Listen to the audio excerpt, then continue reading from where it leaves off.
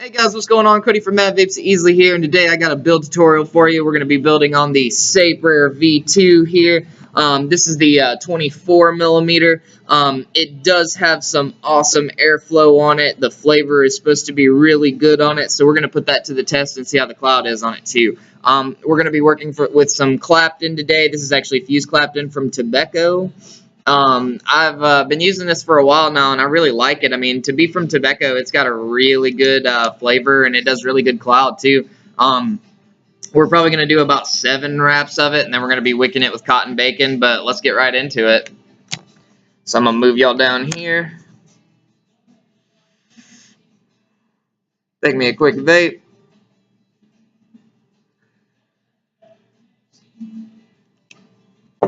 Alright. Clean this off. So I'm going to get juice all over it already.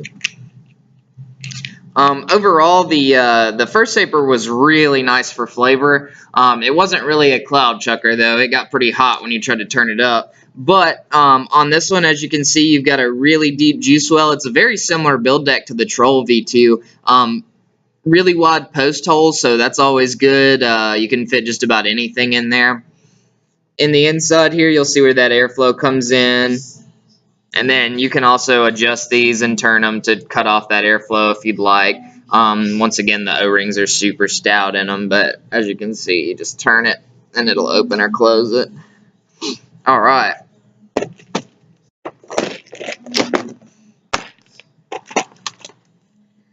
But I'm going to be wrapping these around a 3 millimeter today.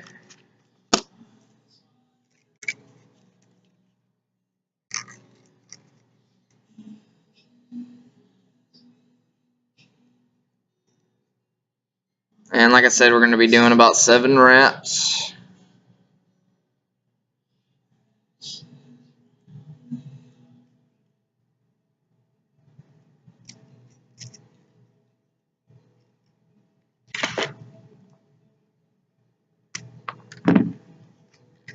So, you just want to make sure that your wraps are close together, of course. Whether it be your first time building or your 300th time. This will be about my 600th time. I said 100th, weird. Alright, well, if my clippers were worth a golly, that would be awesome. And I had somebody mention on another video my technique for keeping wire and not really having any, leftover wire just sitting there that you can't really wrap coils with. That's a good technique. I've been using it for a while now. I mean, it's not really a technique. It's not rocket science. But you just wrap them right off the spool, and that way you don't waste any wire. Especially if you're a budget vapor or something like that, somebody trying to build a lot, but keep your costs pretty efficient. That's a good way to do it. And I can normally get down to the nub on the roll of wire without having to really worry about running out or not having enough for 2 coils or anything like that. I'm going to turn this post a little bit so that I can get my screwdriver in here. So they use Allen key screws, which I really like. Y'all know I'm a big fan of the Allen key screws. I just like them because they don't back out, and I feel like they just hold wire better, and I honestly feel like I get a little bit better of a connection with them, especially with bigger kinds of wire like staple staggered fused Claptons or Aliens or stuff like that. I just feel like the Phillips screws don't work as well. Come on there, little screw, let's go. Alright. Now we're cooking with peanut oil.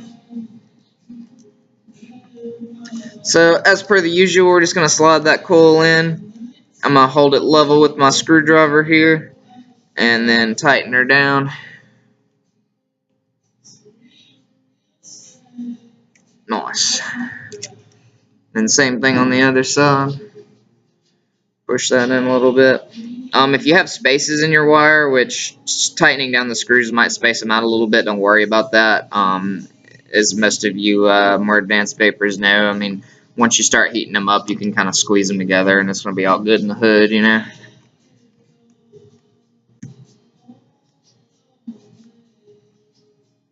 Alright. Alright, clip the leads. Make sure your leads are as close to that post as possible. You don't want any excess lead showing or possibly arcing, especially if you're on a tube mod.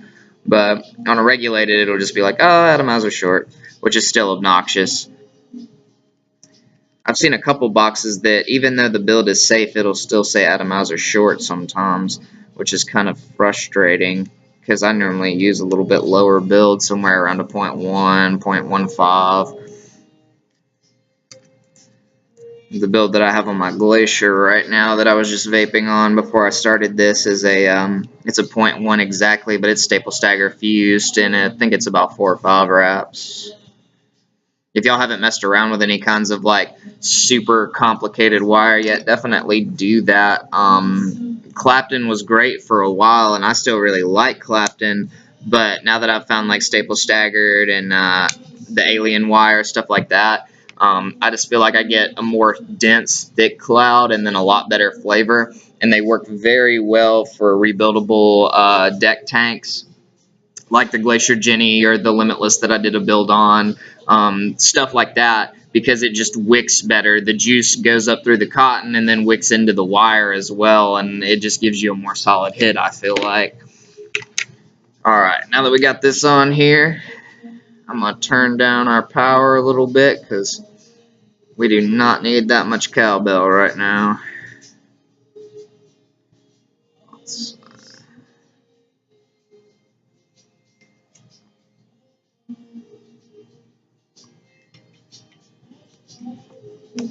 Alright, so then you just want to start shaping your coils.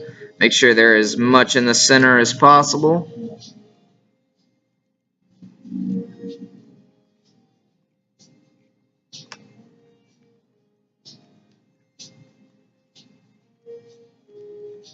Let me show you this before I shape it out. I don't know if the camera's going to pick it up. You see, I don't know if you can tell from the camera or not, but there's like a really bright spot in there. That's called a hot spot. You want to make sure that you remove all of those. And make sure you heat up your wire to the point of where you feel like when you take a hit, count how many seconds you take that hit for, and make sure that you do your wire the same way when you're building it. That way you can make sure that it's not going to hot spot halfway into your hit or something like that. That's going to make it more smooth and even throughout.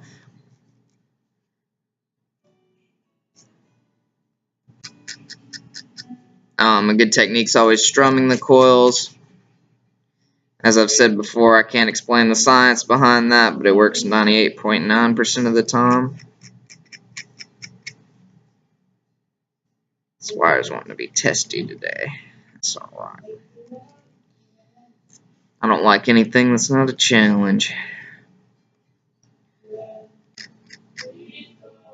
Alright, so now that I've heated these up a little bit, they're going to be a little bit more malleable or easier to manipulate.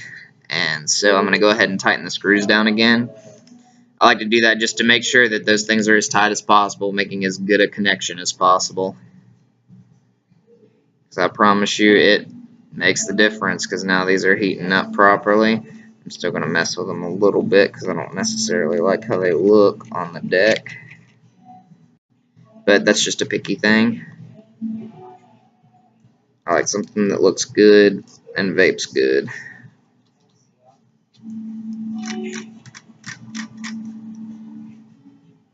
Alrighty. Now we are cooking with peanut oil. We almost got a little bit of blue out of them. I don't know if you can see that or not. Alright, so now what we're going to do is we're going to take a little bit of wire. We're going to take a little bit of cotton and lift these bad boys up.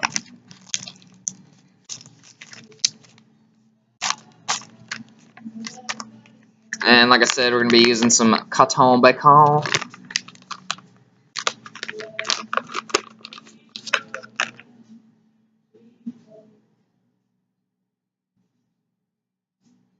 And I've just got a jumble of cotton here because I've just been pulling off of it. I definitely love cotton bacon, though. I have not found anything else that I like better. If any of y'all have any suggestions on another cotton I should try out, definitely leave it in the comments. But cotton bacon is just, it's always been there for me. I just like the way that it wicks. It vapes really well. It's got a little bit. They say that you can wick and tear and vape, and I don't necessarily disagree with that, but I still get a little bit of cotton flavor. I have to burn it off a couple of times. All right, so then you just want to clip your ends here. Bada bang, bada boom. And same thing on the other side. Just gonna run that cotton through.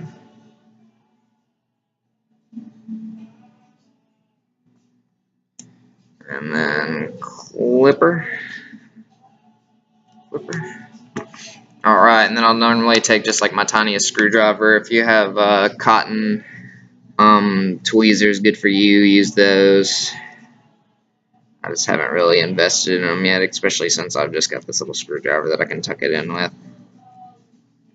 The shoes don't make the runner, if you know what I mean. Alright, so now we got that in there. We're just going to flip this over and put this in there. Same thing on the other side.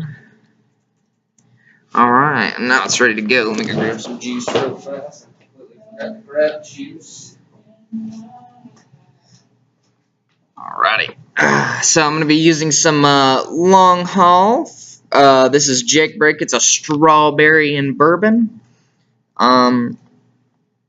I was more big. They've got another flavor that's an apricot and bourbon, and it's called Super Single. And I was a little bit more privy on that one at first, and I'd kind of avoided the strawberry, but that's just because I've been vaping strawberry like a ton since I've started vaping. I mean, everybody's had a strawberry and custard that they've been trying to hawk on you, or a strawberry in this, or a strawberry in that, or a plain strawberry, or, you know, just anything like that. So I've avoided it for a little while.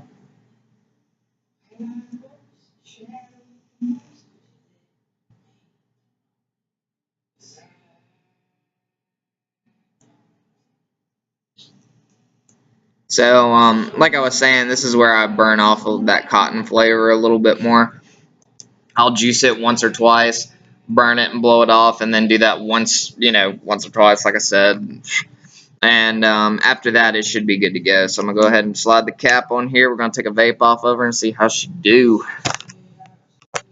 Alright, guys.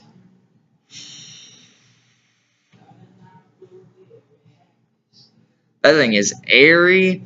There is a ton of airflow on it. I'm going to try and cut down this little top one right here. We're just going to do like a half turn on the top one. That's still airy as I'll get out. Let me drip her again. I'm going to cut down the airflow a little bit more. Still not necessarily where I would like it. This thing is super airy, though, like more airy than I thought it would be. I think they kind of exaggerated when, because I was talking about the Sapor being not airy enough and being warm, and now it's like too airy. So we're going to cut down that top airflow completely and just use the side airflows.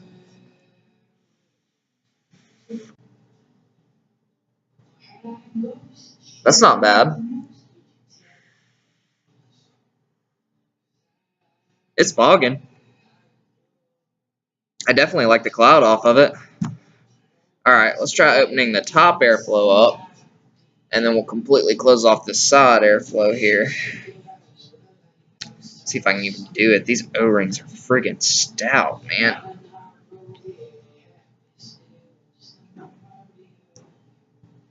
Let's try it with a screwdriver, see if we can turn it. Try not to cut our finger off at the same time. Now I'm just turning the top airflow. Huh. Well, I know it'll turn. It's just a pain in the butt.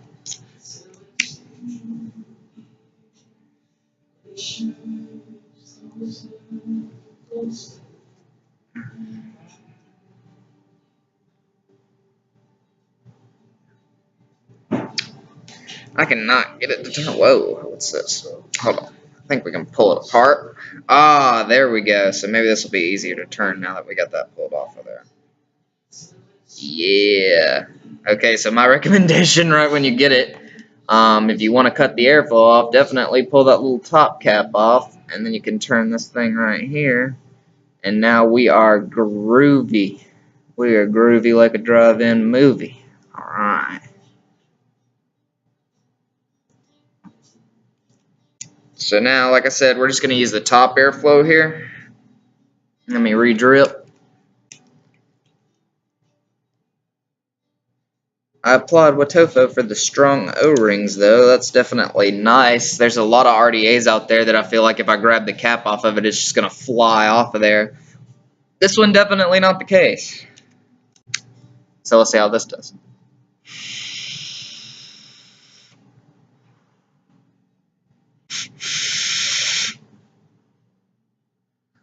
I think I'm more privy to the side airflow. I like the top airflow, though. This thing definitely, you could drip a smorgasbord in there and you wouldn't have to worry about it leaking or anything, especially with those stout O-rings. Overall, the flavor is really good. I can definitely taste that strawberry and bourbon in there, that from Long Haul, that Jake Break. I like the Sapor. I like the V2. I think that they've done a really good job on it overall. The O-rings are stout as all get out, I will say that. But over time, I'm sure they'll break down and you won't have to worry about it anymore. But the build deck's really easy to build on. Like I was talking about, the juice well is great. Out of 10, I would probably give it an 8. I'd give it an 8. The flavor's really good. It's not as good as the original Sapor, I will say that. It might just be my build, but I've used a very similar build on the Sapor, and I definitely got a lot better flavor. This one's just really airy. It's got like almost velocity air in it, if y'all are familiar with the velocity. If not, the velocity was super airy. I think that thing was designed for warm, hot Claptons, and that was about it. But I love the velocity, don't get me wrong. Nobody freak out on me. But overall, I give the Sapor an 8 out of 10. I think it's really great. It's really easy to build on. If y'all have any questions about it, feel free to leave them in the comments. And y'all have a great day, all right?